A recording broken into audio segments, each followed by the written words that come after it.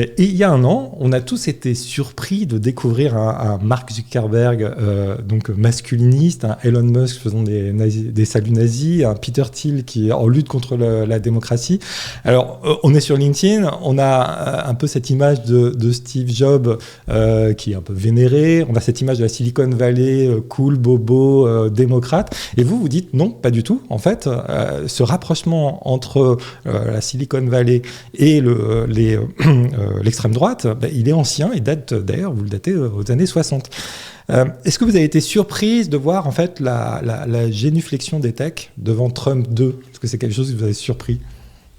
Alors en toute honnêteté, oui, parce que je ne m'attendais pas à ce que ce soit d'une telle ampleur, que les 5 personnalités qui par ailleurs sont les hommes les plus riches des États-Unis soient toutes là, et la rapidité avec laquelle ils ont été embrasser la bague du nouveau. Voilà, donc c'était ça, et c'était ça qui était très très très surprenant, c'est-à-dire le caractère ostentatoire de leur conversion au nouveau tyran présent dans la place.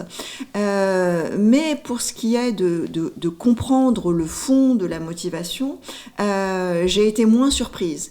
Et j'ai été moins surprise parce qu'il me semble que si l'on laisse de côté la question des individus, des personnalités, est-ce que Mark Zuckerberg croit vraiment à ce qu'il dit lorsqu'il parle d'une énergie masculine qu'il voudrait à nouveau libérer, ou bien est-ce que c'est un discours de circonstance ?